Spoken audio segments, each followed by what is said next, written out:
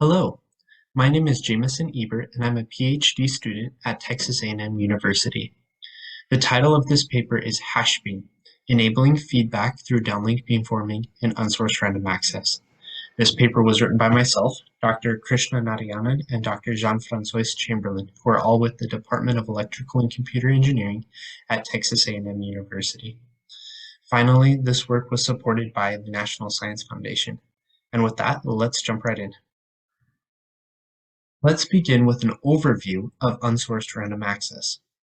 Unsourced random access is a paradigm for massive machine-type communication in which there are n total users, out of which Ka users are active. Each of the Ka active users wishes to simultaneously transmit a B-bit message to a central access point that is equipped with M antennas.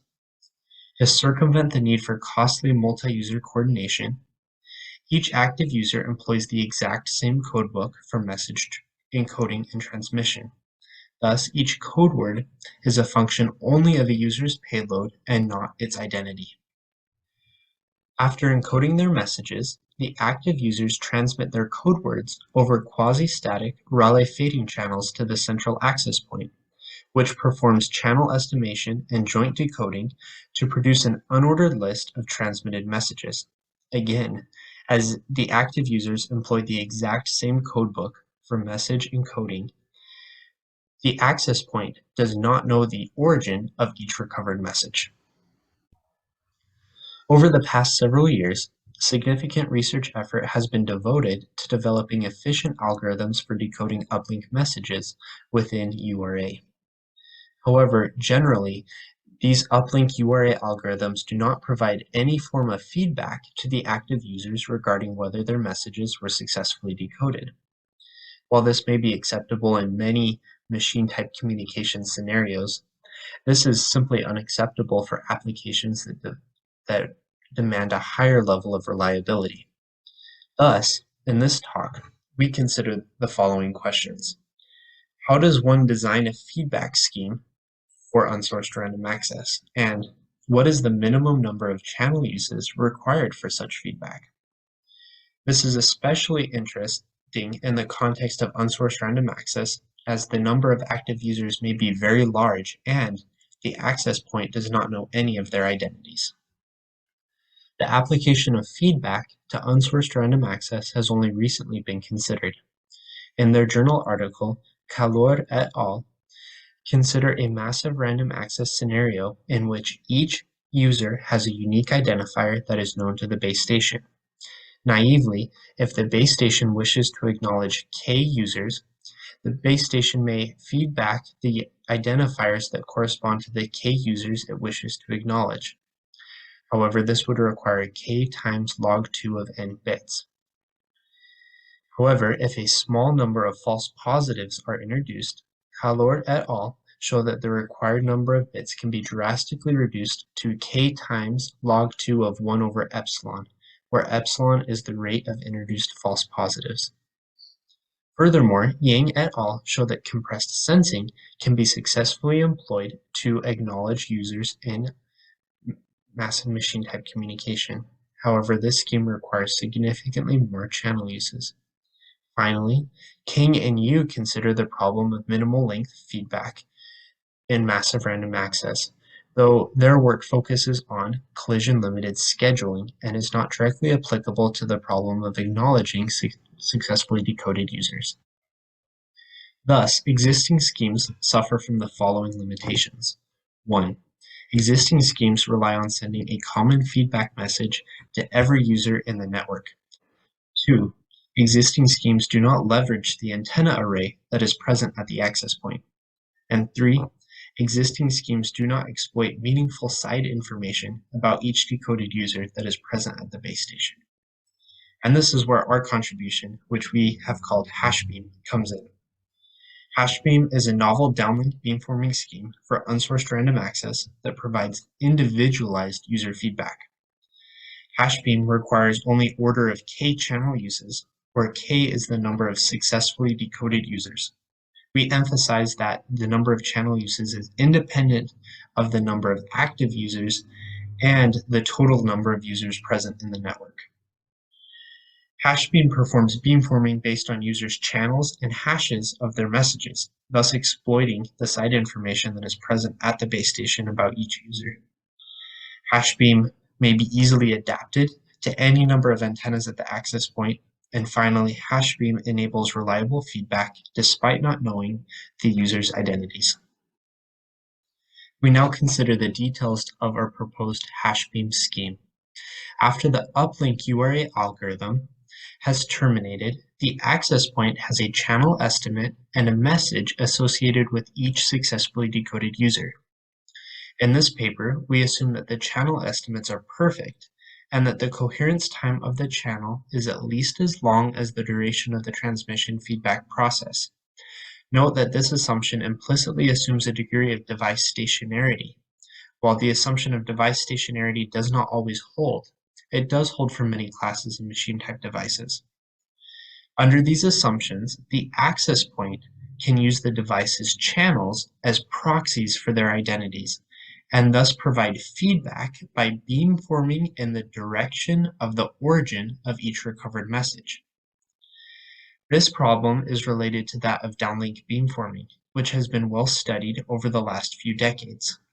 However, the task of providing feedback to successfully decoded users is exacerbated by the fact that the user's channels may not be well separated in the signal space. To handle this challenge, hashes of the user's data may be used in conjunction with their channels during the beamforming process. Specifically, that both the users and the access point have access to a common hash function f, which takes as input a valid message and produces a length L complex vector as output. Let HI denote the ith user's channel and AI denote the hash of the ith user's message MI. The base station can then take the tensor product of AI and HI to produce vector SI, which will be used as an identifier for user I. The access point can then beamform to user I using SI. The beamforming step proceeds as follows. The AIs corresponding to the successfully decoded users are stacked into matrix A, and the HIs are likewise stacked into matrix H. Matrix S is formed by taking the Cauchy-Rao product of matrices A and H. Now, the theory of uplink-downlink duality tells us that LMMSE beamforming performs well under the proper power allocation scheme. Neglecting the optimal power allocation scheme, we use the LMMSE equations to compute the beamforming matrix W. Then, the access point takes a linear combinations of the columns of W by multiplying W with the all ones vector to create signal V. Finally, the access point transmits signal V using M antennas across L channel uses. After the access point transmits feedback signal V, user I receives signal Ri, which is a length L complex vector, where each entry in Ri is the inner product of user I's channel Hi and the ith component of feedback signal V embedded in zero-mean, complex, circularly symmetric Gaussian noise. Recall that both the users and the access point have access to the common hash function f. Thus, as user I obviously knows the message it transmitted, it can compute a local copy of the hash AI. Thus, after receiving signal Ri, user I correlates Ri with its hash AI to produce a complex decision statistic theta I. Theta I can be understood as the inner product of feedback signal V with user I's identifier Si embedded in noise, where the noise is the inner product of Gaussian noise and user I's hash. To better understand the structure of the decision statistic theta I, we consider an idealized case where S Hermitian S is diagonal, with entry II being the 2 norms squared of vector Si.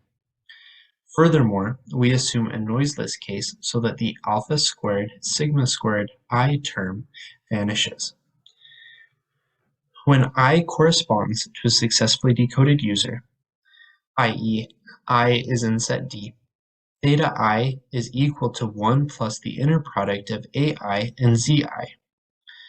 Thus, theta I assumes a complex normal distribution with mean 1 and variance L alpha squared sigma squared. Conversely, when I does not correspond to a successfully decoded user, theta I has zero mean, but does not assume a complex Gaussian distribution in general. In reality, theta I is not guaranteed to have a complex Gaussian distribution ever.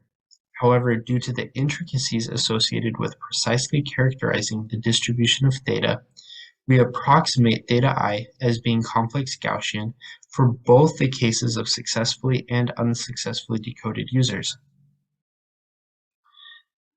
Let theta I, when I corresponds to an unsuccessfully decoded user, have mean mu0 and variance sigma squared 0, and theta I, when I corresponds to a successfully decoded user, have mean mu1 and variance sigma squared 1. We can employ a quadratic discriminant obtained via a Neyman-Pearson test to separate the two decision regions. The parameters mu0, mu1, sigma squared 0, and sigma squared 1 may be approximated through sampling. For further insight into the structure of the decision statistic theta, we provide the following two plots. The x-axis of each plot is the real part of theta, and the y-axis of each plot is the imaginary part of theta.